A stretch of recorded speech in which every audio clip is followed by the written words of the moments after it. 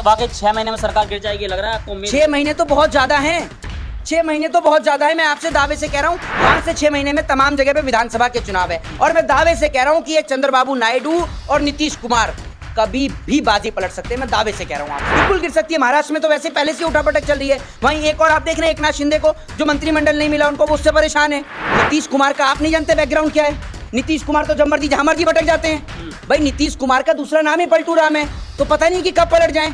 आप test pass कर पाएंगे या फिर वहां पर फेल हो जाएंगे? मोदी जी स्कूल का टेस्ट नहीं पास कर पाए, फ्लो टेस्ट कहां से पास करेंगे? प्रधानमंत्री से पूछ लोगे ना कि बिना टेलीप्रॉम्प्टर के फ्लो टेस्ट की स्पेलिंग बता दे, तो मैं मान जाऊंगा कि काबिलियतवर है प्रधानमंत्री। मैं आपसे दावे के साथ कह रहा हूं कि आप बैलेट पेपर से चुनाव करा लीजिए। अगर आपके 56 इंची वाला स्वयं चुनाव ना हार जाए ना, तो आप मुझसे लिखवा कर ले लीजिए। जब अयोध्या हार गए तो बनारस कौन सी बड़ी चीज है? बनारस भी हारते। आदाब दोस्तों, मैं आपके साथ जफर सिद्दीकी। आप जिस तरीके से आज कांग्रेस अध्यक्ष मल्लिकार्जुन खड़गे का यह बयान आया कि और जो एनडीए की सरकार है वो अल्पमत में है, किसी भी दिन गिर सकती है। बातचीत करने के लिए हमारे साथ मौजूद है एडवोकेट मोहित शर्मा। कैसे देख रहे हैं आप इस बयान को? देखिए, एक बात मैं बता देता हूँ, इसी के साथ साथ आज शरद पवार का भी एक स्टेटमेंट आया। शरद पवार ने कहा है कि बहुत जल्द सरकार भी गिर सकती है और हम जो है चुनाव इंडिया गठबंधन के साथ ही लड़ेंगे, विधानसभा का जो चुनाव है। और मैं आपको बता दूं, नरेंद्र मोदी जी जो एक अकेले की बात कर रहे थे ना, आज वैसे भी नरेंद्र मोदी जी देश वापस आ गए हैं। कभी भी आपको एक खबर सुनने को मिल सकती है कि प्रधानमंत्री नरेंद्र मोदी जी अब प्रधानमंत्री नहीं रहे। ये कभी भी सुनने को आपको मिल सकता है, क्योंकि जिस तरीके से सरकार की जो हालत है ना, ये बैसाखी पे टिकी सरकार है। लेकिन मैं तो इस देश की मीडिया को देख रहा हूं कि अपना जमीर ऐसे नीलाम करा चुकी है कि चर्चा जो है ना, वो इस देश में चल रही है जॉर्जिया मेलोनी के ऊपर, कि जॉर्जिया मेलोनी कौन सा फोन इस्तेमाल करती हैं, जॉर्जिया मेलोनी के साथ की सेल्फी मोदी के साथ की, उस पर चर्चा हो रही है।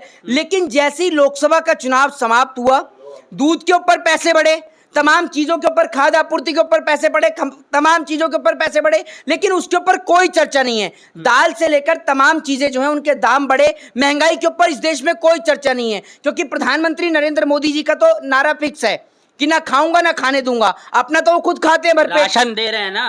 राशन क्या मोदी जी का चाय बेच के लेके दे के आ रहे हैं? राशन एहसान कर रहे हैं राशन देकर।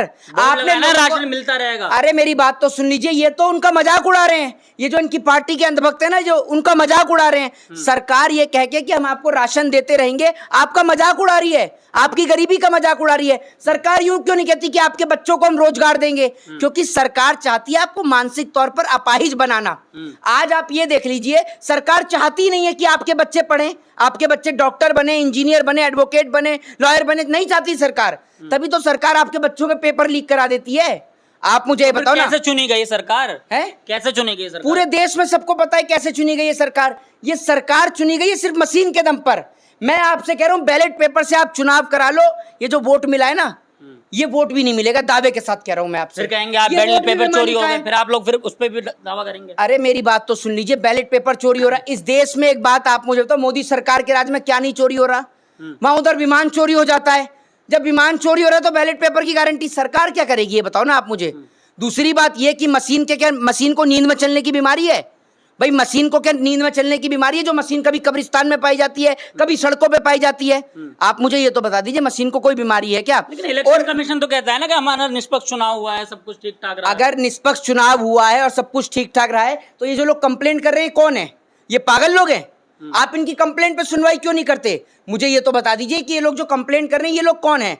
मैं आपसे दावे के साथ कह रहा हूं कि आप बैलेट पेपर से चुनाव करा लीजिए। अगर आपके 56 इंची वाला स्वयं चुनाव ना हार जाए ना, तो आप मुझसे लिखवा कर ले लीजिए। जब अयोध्या हार गए तो बनारस कौन सी बड़ी चीज है? बनारस भी हारते। तीसरी बार प्रधानमंत्री बने ना, कितनी आलोचना करिए, उससे क्या फर्क पड़ता है? तीसरी बार प्रधानमंत्री, अभी पहले मेरी बात सुन लीजिए। एक बात आप मुझे बताइए, अभी फ्लोर टेस्ट हो गया? नहीं हुआ है? तो आप कैसे कह रहे हैं कि प्रधानमंत्री है? शपथ ग्रहण तो हुआ। अरे मेरी बात तो नहीं, शपथ ग्रहण हुआ। मेरी बात सुन लीजिए। आज एक बात आप मुझे बताइए, राष्ट्रपति किनका है? किनका? देश का है ना राष्ट्रपति। तो पैसे तो प्रधानमंत्री भी देश का ही है, कोई अमेरिका से तो पकड़ के नहीं लाया मैंने। ये भी देश के ही है तो सभी देश के। लेकिन प्रधानमंत्री, ये राष्ट्रपति की नियुक्ति कौन करता है? प्रधानमंत्री ने की है। प्रधानमंत्री राष्ट्रपति की नियुक्ति करता है। आप ये कह रहे हो ना कि मतलब आप मुझे बताओ, कहां से पढ़ते हो आप ये लोग सब? आपने कहा कि मतलब राष्ट्रपति किसका है, मतलब आप क्या इशारा कर रहे हैं कि प्रधानमंत्री के? मतलब पूरे देश में सबको पता है, सबको पता है, किसको नहीं पता? दूसरी बात ये कि आप फ्लोर टेस्ट तो कराइए, पहले मंत्रालय का बंटवारा तो करिए। नीतीश कुमार का आप नहीं जानते बैकग्राउंड क्या है? नीतीश कुमार तो जब मर्जी जहां मर्जी भटक जाते हैं। भाई नीतीश कुमार का दूसरा नाम ही पलटू राम है, तो पता नहीं कि कब पलट जाएं। आपके नीतीश कुमार के रिश्तेदार या पड़ोसी हैं? नहीं, हम रिश्तेदार पड़ोसी नहीं है, लेकिन आप लोग तो कह रहे थे ना कि नीतीश कुमार पलटी मारेंगे, इंडिया सरकार बनाएगी। कहाँ मार बनाई? सकते हैं, मार सकते हैं। अब ये गए ना थोड़ी इंडिया कि- के साथ। मेरी बात तो सुन लीजिए, अभी उनको मंत्रिमंडल का बंटवारा हो गया और उसके साथ साथ वो जो दूसरे जो उनके साथ में क्या नाम है उनका, चंद्रबाबू नायडू, उनके तो पुतले फूके जा रहे हैं चंद्रबाबू नायडू के। तो आपको लगता है कि ये लोग साथ में टिकेंगे? मैं आपसे दावे से कह रहा हूं कि अगर सरकार 6 महीने भी चल जाए ना तो बहुत बड़ी बात समझिएगा। ये बात आपको मैं दावे से कह रहा हूं। और ये 6 महीने अगर चलेगी तो भी ये सिर्फ सरकारी संस्थाओं के दम पर ही चलेगी, सीबीआई, ईडी, आईबी, इन्हीं के दम पर चलेगी, बाकी किसी और दम पर नहीं चल सकती। जो स्पीकर पद की जो बात कही जा रही है, जिस तरह के चंद्रबाबू नायडू ने कहा कि स्पीकर पद जो है वो हमारा होना चाहिए, अभी तक उस पर कुछ बातचीत नहीं, उस पर क्या लग रहा है? अभी तो झुंझुना दिया है ना, अभी तो झुंझुना दिया, उससे खेल रहे हैं। मंत्रालय तो उस पर चल रहा है, ट्रेंड चल रहा है। तो ट्रेंड चल रहा है, वो झुंझुना ही तो दे रखा है इनको खेलने के लिए कि झुंझुने से खेलते जाओ। तो झुंझुने से खेल रहे हैं लोग। तो आपको एक बात बता, तो ये कुछ नहीं कर रहे, सिर्फ इस देश की बर्बादी का कारण बन रहे हैं। आप एक बात मुझे बताओ, नरेंद्र मोदी के पास क्या काबिलियत है? लोग पूछते हैं ना कि भैया मोदी नहीं तो कौन।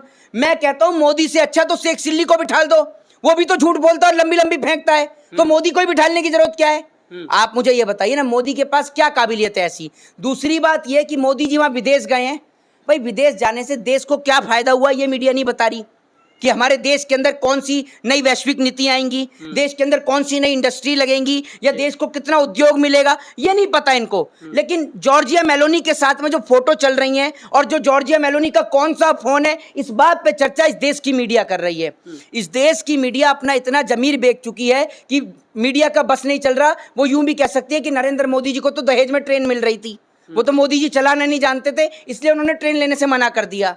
ये भी कह सकती है, कोई बड़ी बात नहीं है। जो भाजपा के एक सांसद हैं, उन्होंने सुरेश गोपी, उन्होंने जिस तरीके से अगले दिन जिस दिन शपथ ग्रहण हुआ उसके अगले दिन उन्होंने कहा कि मैं इस्तीफा देना चाहता हूं, मैं जो है काम नहीं करना चाहता। वो कह रहे हैं कि कांग्रेस के कसीदे पढ़ रहे हैं, कांग्रेस की तारीफें कर रहे हैं। क्या लग रहा है कि मतलब विकेट गिरना शुरू हो गया है? देखिए मैं आपको बता देता हूं, अभी तो ऐसे बहुत सारे गोपी निकल कर आएंगे सामने जो भाजपा को खुद हराने का काम करेंगे, आप खुद देखिएगा। दूसरी बात यह कि जो पूरे देश में जो एक मेमोरेंडम क्रिएट किया गया था ना कि भैया मोदी एक अकेला, वो कोई एक अकेला नहीं है, अकेला सब पे भारी। कोई एक अकेला आज बना के दिखा दे। एक अकेला सरकार क्यों नहीं बनाता? एक अकेला सरकार, ये एक अकेला सिर्फ देश को बेचने का काम कर सकता है, ये एक अकेला देश में नफरत फैलाने का काम कर सकता है, और कुछ नहीं कर सकता। इनकी एक ही नीति है कि ना घर बसा हमारा, ना बसने देंगे तुम्हारा, सीधी सी बात है। तो क्या लग रहा है, वाकई 6 महीने में सरकार गिर जाएगी लग रहा है आपको? 6 महीने तो बहुत ज्यादा है, 6 महीने तो बहुत ज्यादा है। मैं आपसे दावे से कह रहा हूं कि अभी एक बार कोई चुनाव तो आने दीजिए। विधानसभा के चुनाव में 5 से 6 महीने का पटक चल रही है। मैं आपको बताता हूं, विधानसभा के चुनाव में भी मात्र 5 से 6 महीने का ही अंतर है। 5 से 6 महीने में तमाम जगह पे विधानसभा के चुनाव है। और मैं दावे से कह रहा हूं कि ये चंद्रबाबू नायडू और नीतीश कुमार कभी भी बाजी पलट सकते हैं। मैं दावे से कह रहा हूं आपसे। संजय राउत का बयान आया कि 3 महीने में सरकार गिर रही है एनडीए की। बिल्कुल गिर सकती है। महाराष्ट्र में तो वैसे पहले से उठापटक चल रही है। वहीं एक और आप देख रहे हैं, एकनाथ शिंदे को जो मंत्रिमंडल नहीं मिला उनको, वो उससे परेशान है। तो कहीं गिर सकती है। और अब मैं एक बात बता देता हूं, पहली बात तो ये कि अब वो वाला दौर अब इस देश में नहीं रहा कि जो हिंदू मुसलमान के नाम पर दंगे हो जाया करते थे, मॉब लिंचिंग हो जाया करती थी। अब वो समय गया। आप देश के लोगों को एक बार पागल बना सकते हैं, बार बार नहीं बना सकते। तो इस देश के लोग एक बार 2 बार पागल बन गए। अयोध्या के हिंदुओं को लोग कह रहे हैं कि दोगलापन किया लोगों ने, जो है मोदी के साथ जो है खिलवाड़ नहीं, कौन कह रहे हैं? नहीं, ये अभी मैं इनकी सोशल मीडिया पे पोस्ट भी पढ़ रहा था। ये लिख रहे हैं कि भैया अब हम अयोध्या जाएंगे, मंदिर के दर्शन करेंगे, लेकिन अयोध्या के लोगों से सामान नहीं खरीदेंगे। अब तुम्हारी सामान खरीदने की औकात है? पूछना इनसे। तुम सरकार के 5 किलो राशन पर जिंदा हो, तुम्हारे सामान खरीदने से उनका घर चलेगा? तुम्हें लगता है ऐसा है? ये 5 किलो राशन खरीद नहीं सकते, कच्चा ये खुद नहीं खरीद सकते। इनकी वो हालत है बेचारों की, और उसके बाद भी ये कह रहे हैं कि हम सामान नहीं खरीदेंगे। ये असल में क्या है, ये भाजपा के अंधभक्त हैं। और ये अंधभक्त भी कोई नहीं है। इन अंधभक्तों को ढूंढने जाओगे तो मिलेंगे भी नहीं। असल में क्या है, ये ना कोई अंधभक्त है ना कुछ है। ये जो सोशल मीडिया पे लिखने वाले लोग हैं ना, ये सिर्फ आईटी सेल है बीजेपी का। ये बीजेपी का आईटी सेल है जो लड़कियों के नाम से भी आईडी बनाता है, लड़कों के नाम से भी आईडी बनाता है, तमाम आइडिया बनाता है, और उन आइडियों से नए नए ट्वीट करता है और नई नई चीजें सोशल मीडिया पे डालता है। अगर आप इनकी आईडी पे जाके वेरीफाइड करेंगे तो आपको पता चलेगा कि भैया ये तो कोई चला ही नहीं रहा है, ये तो सिर्फ इनका आईटी सेल ऑपरेट कर रहा है। तो ये असल में जो आईडी होती है ना, फेक आईडीज होती हैं जो सोशल मीडिया पे लिखने का काम करती हैं। असल में जो तमाम जो लोग हैं, पहली बात तो ये है कि ये बता देते, ये जो हमें सर्टिफिकेट बांट रहे हैं ना कि कौन असली हिंदू है कौन नकली हिंदू है, ये कौन बांटता है सर्टिफिकेट? आप मुझे बताइए ना। मतलब अगर मैं मोदी जी के नारे लगाऊं तो मैं असली हिंदू हूं, हैं? वरना मैं असली हिंदू नहीं हूं। आप एक बात मुझे बताइए, वो जो प्रज्वल्ला रमन्ना था, उसने जो 2975 कुछ बेटियों के साथ में जो यौन शोषण किया, वो मुसलमान थी लड़कियां? आप मुझे बताइए ना, कहाँ गए थे तमाम सारे हिंदू? कहाँ सो गए थे ये हिंदू संगठन के लोग, बजरंग दल, विश्व हिंदू परिषद, कहाँ थे लोग? क्यों नहीं आते निकल कर? जनता ने जवाब दिया ना, उनको भी हरा दिया। तो मैं आपको बता तो रहा हूं, असल में क्या है कि ये कोई जो जितने भी संगठन के लोग हैं, ये तराशते हैं कि अपराधी मुसलमान होना चाहिए। अगर हिंदू हो और हिंदू में भी भाजपा ही निकल जाए तो ये कुछ नहीं बोलते। अब इनकी पार्टी का एक नेता, आपने देखा होगा, विधानसभा में बैठ के पॉर्न वीडियो देख रहा था, तब ये कोई सा नहीं बोला, तो सबके सब चुप हो जाते हैं। कुलदीप सिंह सेंगर पे कुछ नहीं बोले, ये हाथरस पे कुछ नहीं बोले, ये ऐसी घटनाओं पर गूंगे हो जाते हैं, इनके मुंह से आवाज भी नहीं निकलती, क्योंकि ये सरकार से, पैसे से इनका घर चलता है। ये जो 2-2 5-5 रुपए के जो ट्वीट करते हैं ना, और जो सोशल मीडिया चलाते हैं, इनसे इनका घर चलता है।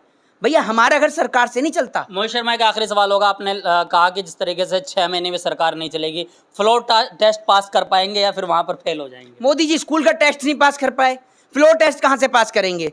अगर स्कूल का टेस्ट पास कर लिया होता, किया है और तीसरी बार भी करने की बात मैं कह रहा हूं, अगर स्कूल का टेस्ट पास कर लिया होता ना, तो आज देश की ये स्थिति नहीं होती कि देश के प्रधानमंत्री बेटी बचाओ बेटी पढ़ाओ ना बोल पाए ठीक से। समझ रहे हैं? टेलीप्रॉम्प्टर लगे होने के बाद भी ठीक से नहीं पढ़ पाते। तो यही तो है कि स्कूल का टेस्ट पास नहीं हुआ तो फ्लोर टेस्ट कहां से पास होगा?